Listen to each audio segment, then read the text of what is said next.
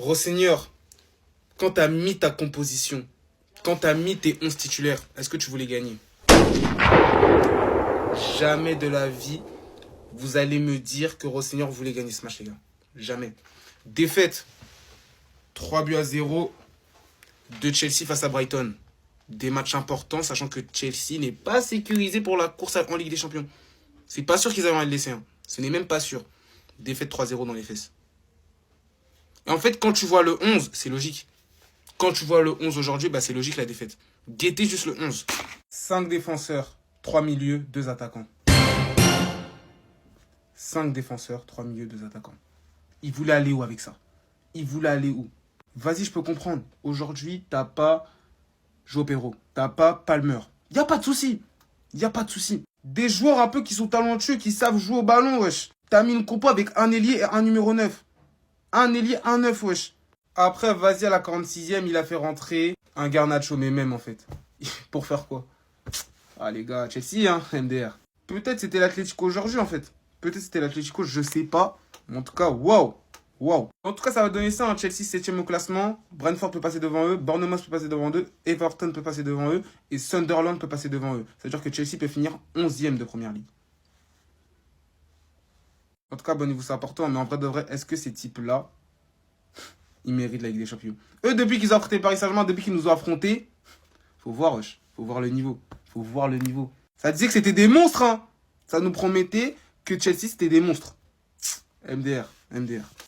Qu'est-ce qu'on a fait pour le mériter, s'il vous plaît? Qu'est-ce qu'on a fait pour le mériter, s'il vous plaît? Qu'est-ce qu'on a fait pour le mériter, les gars? Qu'est-ce qu'on a fait? Qu'on a fait? On a fait quoi, frère, les gars? On a fait quoi? En fait, je sais pas pourquoi je gâche encore mes soirées. Je gâche chaque soirée, là. Ça fait 3 semaines, je gâche mes soirées à regarder Chelsea, alors qu'il y a ce mec-là aux commandes. Ce mec-là aux commandes, les gars. Non, il y a ce mec-là aux commandes, les gars. Il y a ce...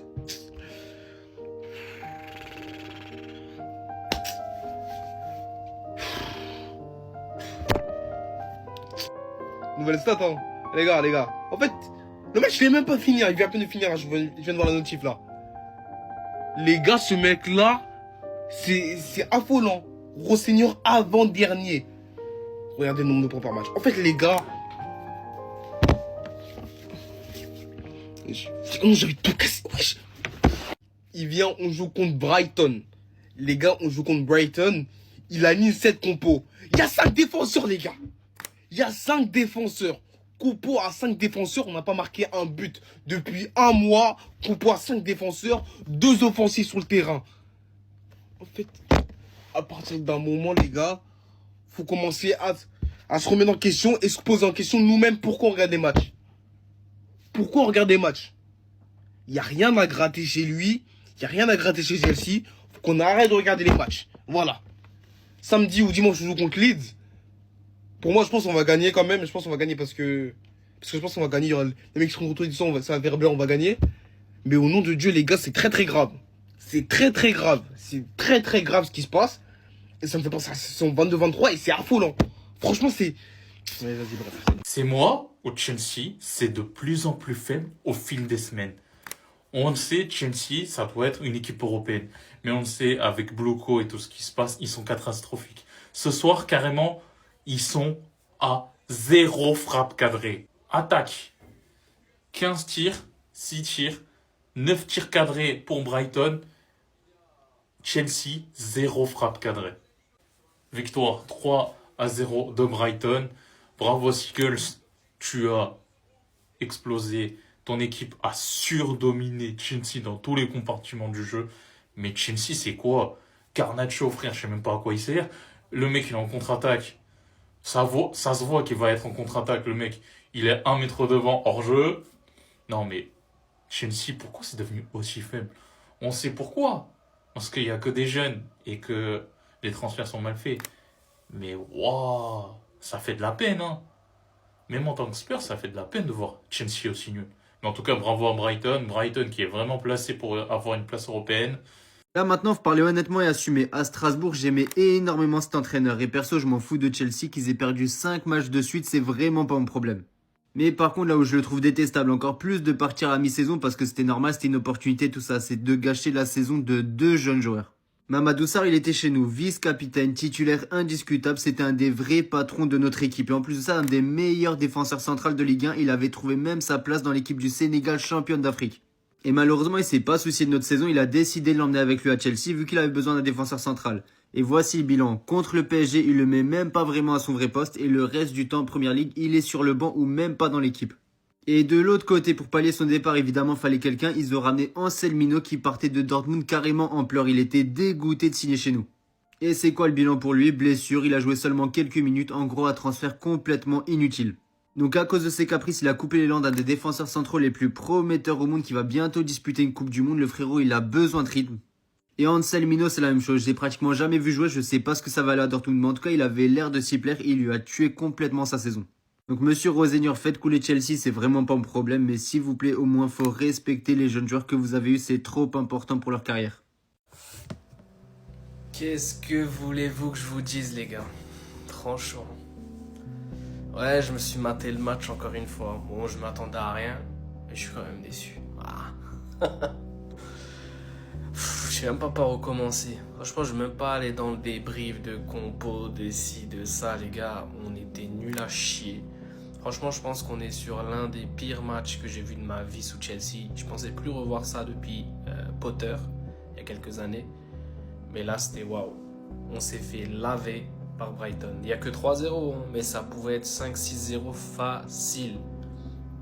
Dans le pressing, dans les intentions, dans le jeu, dans tout en fait, ils étaient meilleurs que nous. Là, franchement, je vous le dis, les joueurs avaient tout simplement plus envie de jouer. Voilà, c'est ça, c'est aussi simple que ça. Je sais même pas pourquoi ils vont au match. Voilà. Début du match, on voit que Palmer, pareil, s'est blessé à skip.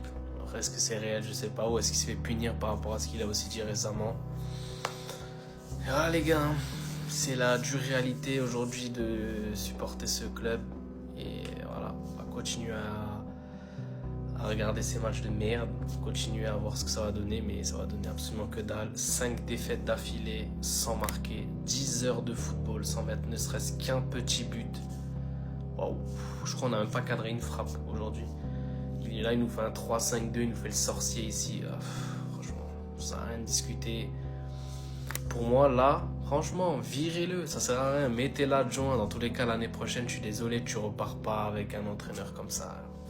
Le vestiaire l'a lâché. Le vestiaire l'a lâché, les gars, c'est foutu. Finito pipo. Il n'y a absolument rien à dire, il n'y a rien à récupérer. Tous les joueurs aussi, là, franchement, c'est honteux. Franchement, c'est honteux dans quelle situation se retrouve le club. Je vous l'ai dit, pas de Coupe d'Europe, c'est la meilleure chose qui puisse arriver au club. Au moins là-bas en haut, là, ils vont comprendre que ça marche pas comme ça. Dans tous les cas, on est bien parti pour pas le faire. Voilà, j'espère qu'on se fait tabasser aussi par Leeds ce week-end. Comme ça, c'est réglé. Il n'y a plus d'espoir de A à Z. C'est honteux. Franchement, c'est honteux. Et je peux rien vous dire, les gars. N'attendez rien de moi, de protester, de quoi que ce soit. Ça sert à rien. Les mecs, ils ont leurs propres idées dans leur tête. Qui continuent, qu'on continue à perdre. Voilà, tout simplement. Il n'y a absolument rien à dire. Franchement, qu'est-ce que voulez-vous que je vous dise là à l'instant T? Absolument rien. Pour ceux qui avaient un minimum d'espoir pour la LDC, je pense que maintenant c'est bon. Vous allez enfin lâcher le morceau. Et voilà. Plus que combien? 4 matchs, 5 matchs à tenir. Et après, enfin libéré de cette saison. Et on ferme le livre et ça dégage.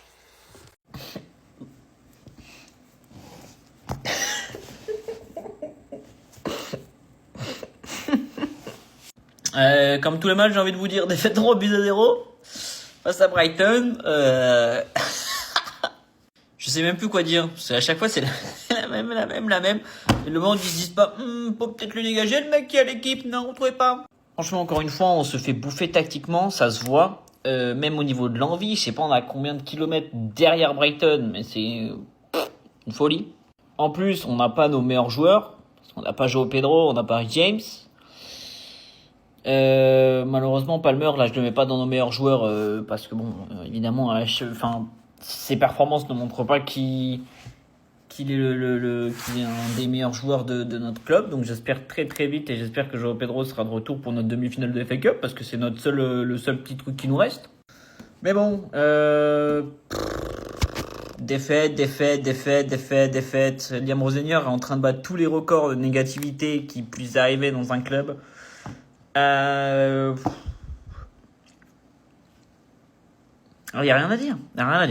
Voilà, Brighton repasse devant. À tout moment, avec les autres clubs, je crois qu'on peut même repasser dans la deuxième partie de tableau. Alors qu'il n'y a même pas deux journées, ça parlait qu'on essaie de se qualifier pour la Ligue des Champions. Je l'avais dit qu'on jouerait rien. Et on mérite de rien jouer, hein, attention. Mais tactiquement, on est nul. Il y a quelque chose qui va pas. En plus, on n'a pas les joueurs techniques. Les joueurs, ils se chient dessus. C'est pas normal quand t'es un club comme Chelsea que t'aies des joueurs qui osent pas faire des passes, qui osent pas faire des trucs. Et évidemment qu'après tu te loupes. Et évidemment que là, le fait qu'on marque pas depuis je sais pas combien de temps, évidemment que ça reste dans les têtes. Et oui, que ça reste dans les têtes. Mais bon, encore une défaite. J'espère que James et João Pedro, il devrait être là pour Leeds.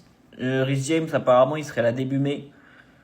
Donc bon, on croise les doigts pour essayer au moins de bien finir la saison. Même si bon, encore une fois, je vois pas ce qu'on va faire, malheureusement. Mais bon, voilà, encore une défaite. Maintenant, on y est habitué. On est de retour en 2022-2023. Donc, ça m'étonnerait pas qu'on finisse 10e, comme en 2022-2023, si je dis pas de bêtises.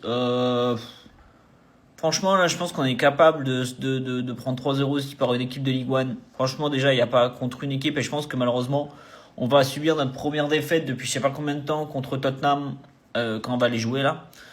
Donc ça va être super. Ça va être franchement super. Je vais me régaler. On va se prendre des 3-0 jusqu'à la fin de la saison. Donc franchement, vous attendez pas à ce que le score là il change, mais c'est toujours 3-0 pour l'équipe adverse. Au moins vous êtes sûr. Maintenant, faut parler d'un sujet où il y a une très grande foutaise. Le cas de Mamadou Sarr avec Chelsea. Il y a quelques mois en arrière, je félicitais Liam Rosenior, ancien coach de Mamadou Sarr et nouveau coach aussi, parce qu'il l'a coaché à Strasbourg et maintenant à Chelsea, de bien gérer l'arrivée prématurée de son poulain Mamadou Sarr. Mais les gars, aujourd'hui, je peux vous le dire, je me suis trompé. Population, communauté, pardonnez-moi. On peut le dire aujourd'hui, on est dans une gestion catastrophique de notre crack sénégalais au poste de défenseur central. Les gars, comment vous expliquez que il a ramené Mamadou Sarr pour rien? Il ne le met jamais titulaire. Et les moments où il le met titulaire, guettez les bourbiers dans lesquels ça met notre joueur. La première fois qu'il a été mis titulaire en première ligue, c'est contre Arsenal. Alors que le gars, à part ça, il avait eu un match en coupe, je crois contre Hull City ou je sais plus quelle équipe. Donc ça veut dire qu'il avait que un match dans les jambes où il avait été titulaire. Premier match en Angleterre, il joue contre Arsenal qui peut potentiellement finir champion, qui se bat pour le titre avec Manchester City. Donc premier match en PL, bourbier. Et le premier match en Ligue des Champions, il l'aligne contre le PSG, actuel champion d'Europe. En plus de ça, on sait très bien ce qui se passe. Parce que durant ce match-là, il est responsable du premier but de Guevara. Il rate son contrôle. Guevara profite de l'heure et met le but. Là, les gars, je pensais que Liam Rosenior était un homme intelligent, mais en fait, soit il est bête, hein, ou bien le board de Chelsea lui dit Mamadou Sarr, tu ne dois pas le lancer. Et dans ce cas-là, Liam Rosenior ne fait pas ce qu'il veut. Parce que moi, c'est quelque chose que je craignais. Après, voilà, mes craintes se sont un peu apaisées parce que je pensais que le coach allait bien gérer son arrivée et allait le faire jouer progressivement. Mais initialement, moi, j'étais de ceux qui ne comprenaient pas pourquoi ça ne le laissait pas finir en Ligue 1. Mais là, voilà, le scénario est catastrophique et j'espère et je compte par pitié les proches de Mamadou Sarr et tout pour faire en sorte que le petit reste solide mentalement et qu'il ne doute pas de sa valeur à cause de ce qui se passe là. Mamadou Sarr, tu vas aller en Coupe du Monde. Nous les Sénégalais, on te connaît. T'es un bête de joueur de football. T'es un bête de joueur, donc s'il te plaît, ne doute pas. Ton entraîneur là, c'est un con qui va sûrement se faire virer ou quoi. Et le projet où t'es allé à Chelsea est catastrophique. Carrément, les Sénégalais, on doit signer un mandat ou quoi pour que aucun Sénégalais n'aille à Chelsea tant que la situation de ce club-là ne s'améliore pas.